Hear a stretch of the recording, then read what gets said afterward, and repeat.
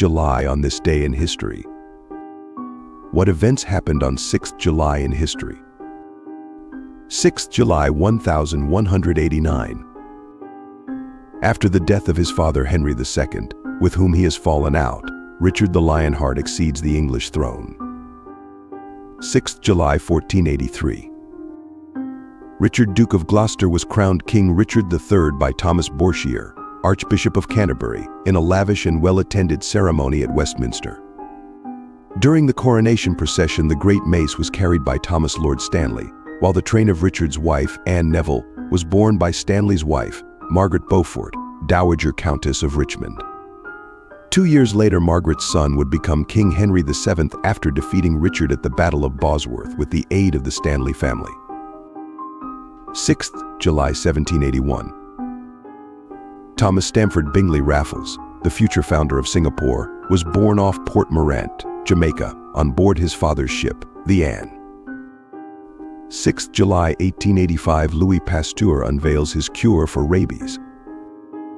Pioneering microbiologist risks the wrath of the law by saving a young boy's life. When 9-year-old Joseph Meister was bitten by a rabid dog, his parents feared the worst. Rabies was a death sentence. But Joseph's mother had recently read about the work of the pioneering microbiologist Louis Pasteur. If anyone could save her son, she thought, Professor Pasteur could. On 6th July, having made the 2-day journey from their Alsatian village, Joseph and his mother were shown in to see the professor. Pasteur did have a rabies vaccine, developed by his colleague Emile Roux, but it had only ever been tested on dogs. The problem, however, was that since he was not a registered doctor, Pasteur would be breaking the law if he tried to treat Joseph. To his eternal credit, Pasteur decided to gamble. The death of this child appearing to be inevitable, he wrote later, I decided, not without lively and sore anxiety, as may well be believed, to try. This was the chance to test the vaccine, half a syringe full of the spinal cord of a rabbit, which had died of rabies over the next few days. He injected little Joseph some 13 times. On the final day, he gave him the most virulent dose of rabies. It worked. Joseph was cured. Forever indebted to Professor Pasteur, he later became the caretaker of the Pasteur Institute in Paris. The story goes that when the Germans defeated France in 1940, Joseph killed himself rather than let them in. In reality, he was stricken by guilt that he had sent his family out of the city. Believing wrongly, it turned out that they must have died during the invasion. He gassed himself in his kitchen. He was 64 years old. Written by Dominic Sandbrook. 6th July 1912. The opening ceremony of the Olympics was held in Stockholm's Olympic Stadium in the presence of King Gustav V of Sweden. Later that day, Donald Lippincott set a new world record of 10.6 seconds in the heats of the 100 meters. 6th July 1942, Anne Frank enters the secret Annex. All day long we unpacked boxes, wrote the 13-year-old, as her family set up a hidden home. On the afternoon of 5th July 1942, the Frank family had the news they dreaded. For more than 2 years they had been living under Nazi rule in German-occupied Amsterdam.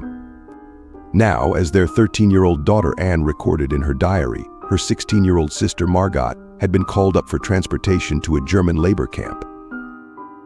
A call-up, everyone knows what that means, Anne wrote. Visions of concentration camps and lonely cells raced through my head. That night, their parents made their final preparations for their flight. Everything was very strange, wrote Anne. At 5:30 the next morning, Mrs. Frank woke the girls. 2 hours later, wearing as many layers of clothes as they could, the Franks closed their front door for the last time and walked through the morning rain towards Anne's father's office at 263 Prinsengracht. Otto Frank, a successful businessman, had prepared a hiding place on the top floor, nicknamed the Secret Annex. Already the tiny space was stuffed with boxes of belongings. Mother and Margot were unable to move a muscle, wrote Anne. They lay down on their bare mattresses, tired, miserable, and I don't know what else. But Father and I, the two cleaner-uppers in the family, started in right away.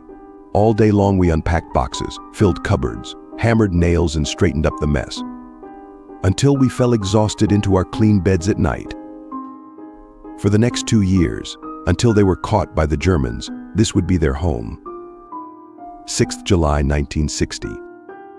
Death of Aneurin Bevan, the Welsh Labour politician who, as Minister of Health from 1945 to 1951, was the architect of the National Health